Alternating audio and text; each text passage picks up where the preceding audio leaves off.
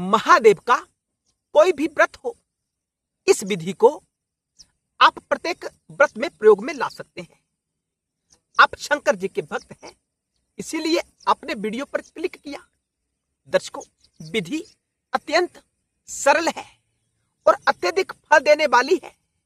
कोई भी व्रत हो, कोई भी व्रत करने वाला हो, सब प्रकार के लोग इस विधि को अपना सकते हैं। दर्शकों, आपने प्रातः काल अत्यंत शीघ्र जितना हो सके उठना है, स्नान करना है, सात्विक वस्त्र धारण करना है और हाथ में जल लेकर, अक्षत लेकर शंकर जी की मूर्ति के सामने जाकर, शिवलिंग के सामने जाकर, या घर में कोई चित्र दीवार पर लगा हो, उनके सामने खड़ा होकर आपने संकल्प करना है कि हे महादेव, मेरी यह इच्छा है, प्रसन्न होकर मेरी इच्छा को पूर्ण करना।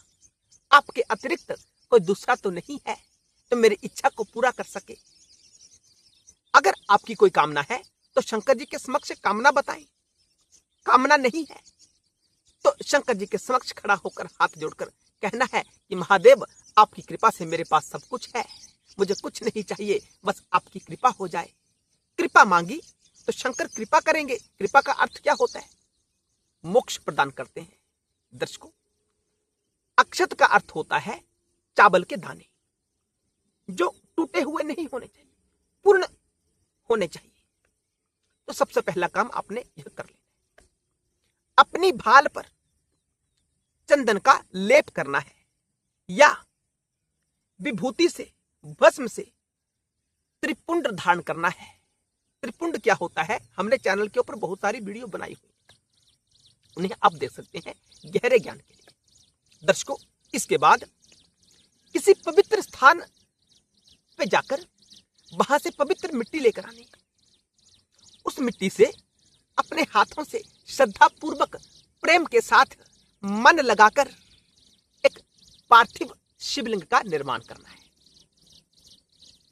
पार्थिव शिवलिंग का निर्माण होने के बाद आपने उस शिवलिंग की आराधना करनी है। कैसे? दूध के साथ, घी के साथ, दही के साथ, शहद के साथ उस पार्थिव शिवलिंग की आपने आराधना करनी है। शहद भी चढ़ा सकते हैं और शंकर जी को बिल्व पत्री अर्पित करें, भांग धतूरा अर्पित करें, सफेद पुष्प शंकर जी को अर्पित करें और भी जो कुछ आपके पास उपलब्ध है वो शंकर जी को चढ़ाएं। यानी पार्थिव शिवलिंग की आराधना करना। ये प्रातः काल की बात बता रहा हूं आपको, जब आपने शंकर जी का कोई भी व्रत रखा हो। दर्शकों, उसके बाद प्रदोष काल में शंकर जी की आराधना करनी है। शिव आराधना में जो प्रदोष काल होता है वह सबसे शक्तिशाली होता है, सबसे अधिक फायदा देने वाला होता है। अब प्रदोष काल होता क्या है, थोड़ा सा समझ लेते हैं। सूर्य अस्त अभी हुआ नहीं, हो रहा है, और सूर्य अस्त हो गया उसके बाद, यानी सूर्य अस्त होते होते जो 90 मिनट का समय होता है, सूर्य अस्त होने के 45 मिनट पहले और अस्त होने के 45 मिनट बाद का जो समय होता है वो प्रदोष काल होता है। शिव इस समय की गई आराधना से अत्यंत प्रसन्न होते हैं।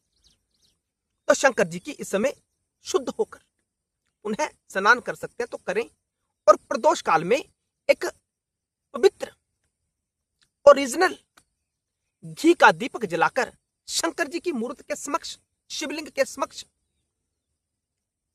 ओम नमः शिवाय का जाप करना है और आरती करनी है। भोग में मीठी कोई वस्तु बना सकते हैं, सफेद खीर बना सकते हैं शंकर को भोग स्वरूप।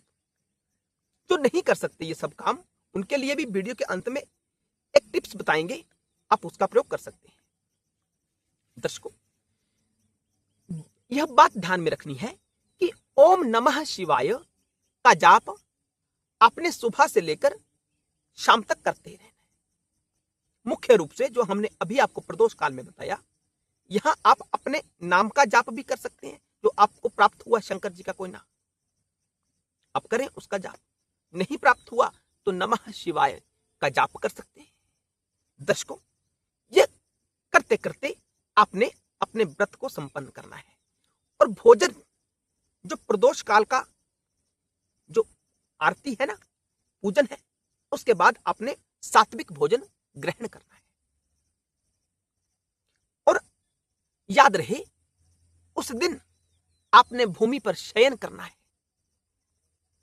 विलासिता का जीवन का त्याग करते हुए शंकर जी की आराधना करनी चाहिए।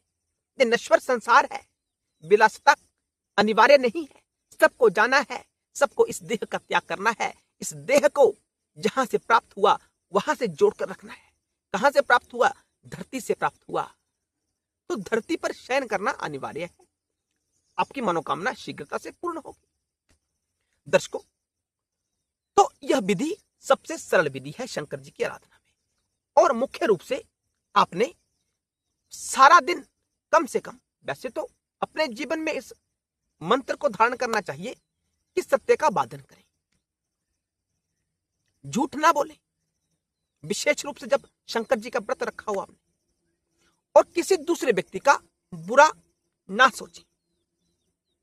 जब आप शंकर जी का व्रत करते हैं, आपकी मनोकामना पूर्ण इसीलिए नहीं होती कि हम झूठ बोलते हैं और शंकर जी का व्रत धारण करते हैं। और जितना अधिक हो सके मौन रहने का प्रयास करें। मौन रहने से आत्मा की शक्ति बढ़ती है। जो हमारा भौतिक भाव है यह क्षीण होता है मौन रहने से, और जो शिव भाव है वो जागृत होता है मौन रहने से। दर्शकों, शिव का व्रत अत्यंत सरल होता है, ये कोई मुश्किल काम नहीं है। लेकिन शिव के व्रत को करने के लिए हमें अपने आप को बदलना पड़ता है। किसी सामग्री की आवश्यकता नहीं होती, किसी विशेष सोना चांदी हीरा जवाहरात इन सब की आवश्यकता नहीं होती। आपका मन शिव के व्रत में होना चाहिए जो आपने व्रत धारण किया है। दर्शकों, जाने अनजाने में किसी का अपमान ना करना, किसी की चगुली निंदा ना करना, अपने काम से काम रखना और ओम नमः शिवाय इस मंत्र का जाप करते रहना, या कोई दूसरा नाम जो आप शंकर जी का जपते हैं सारा दिन जाप करते रहना। जितना संकल्प लिया है कि इतने व्रत धारण करूंगा या करूंगी, उन व्रतों को पूर्ण करना, आपकी मनोकामना अत्यंत पूर्ण होगी। कैसे उद्यापन करना है वो भी किसी दूसरी वीडियो में आपको बताएंगे। दर्शकों, चैनल से जुड़े रहें। अगर आप यह सब काम भौतिक रूप से नहीं कर सकते, स्थूल भाव के साथ नहीं कर सकते, तो शंकर जी को जो चढ़ाना है वो आप मानसिक रूप से कर सकते हैं। आप शिवलिंग का निर्माण नहीं कर सकते तो मन में ही आप शिवलिंग का निर्माण करें, उसकी आराधना करें।